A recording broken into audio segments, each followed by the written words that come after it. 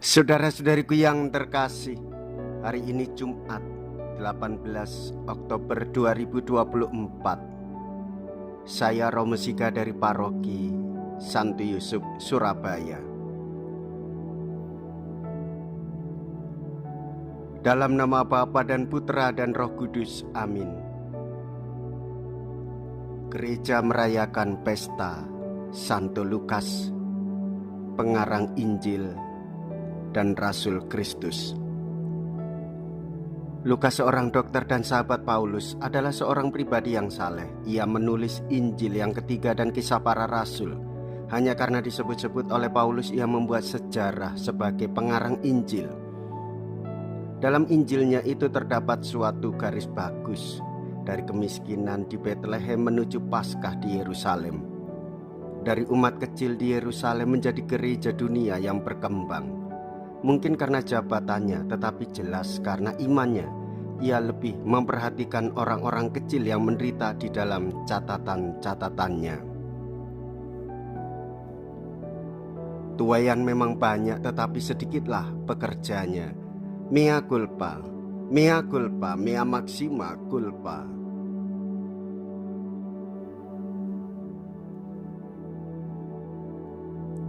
Marilah kita berdoa. Allah Bapa kami yang Maha Rahim, Engkau telah memilih Santo Lukas untuk mewartakan dengan lisan maupun tulisan rahasia cinta kasih-Mu terhadap kaum fakir miskin. Semoga kami semua bermegah atas nama-Mu dan bertekun sehati dan sejiwa, supaya semua bangsa melihat keselamatan-Mu. Dengan pengantaraan Yesus Kristus Putra-Mu Tuhan kami, yang hidup dan berkuasa bersama dengan Dikau dalam persatuan Roh Kudus, Allah sepanjang segala masa. Amin. Tuhan bersamamu dan bersama rohmu.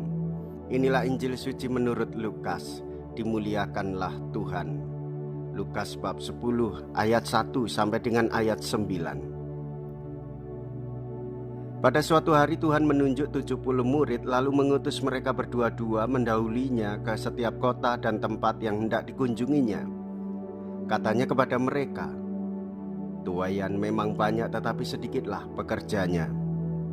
Karena itu mintalah kepada Tuhan yang empunya tuaian itu, supaya ia mengirimkan pekerja-pekerja untuk tuaian itu.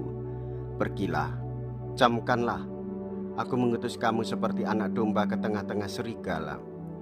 Janganlah membawa pundi-pundi atau bekal atau kasut, dan janganlah memberi salam kepada siapapun selama dalam perjalanan. Kalau kamu memasuki suatu rumah, katakanlah lebih dahulu, damai sejahtera bagi rumah ini. Dan jika di situ ada orang yang layak menerima damai sejahtera, maka salammu itu akan tinggal padanya. Tetapi jika tidak, salammu itu akan kembali kepadamu. Tinggallah dalam rumah itu. Makan dan minumlah apa yang diberikan orang kepadamu, sebab seorang pekerja patut mendapat upahnya. Janganlah berpindah-pindah rumah. Jika kamu masuk ke dalam sebuah kota dan kamu diterima di situ, maka makanlah apa yang dihidangkan kepadamu, dan sembuhkanlah orang-orang sakit yang ada di situ, dan katakanlah kepada mereka, kerajaan Allah sudah dekat. Demikianlah sabda Tuhan. Terpujilah Kristus. Saudara-saudariku yang terkasih, kita merasakan bahwa kerajaan Allah itu sungguh sudah dekat, sekaligus kita mengalaminya. Jika kita mendengarkan ajaran Tuhan Yesus, jika kita hidup sederhana, jika kita berani hidup miskin, jika kita berani hidup damai di dalam Tuhan. Saudara-saudariku yang terkasih, Tuhan Yesus mengajak kita untuk membawa damai dan kesederhanaan itu di dalam kehidupan bersama. Yesuslah Raja Damai, Yesuslah yang hidupnya sederhana. Oleh sebab itu kita sebagai murid-muridnya membawa Kristus di dalam hati kita dan mewartakannya kepada banyak orang. Hidup sederhana itu berarti hidup kita hanya bergantung kepada Tuhan, dan apa yang kita punya telah kita terima dari Tuhan hendaklah dibagikan kepada orang-orang di sekitar kita.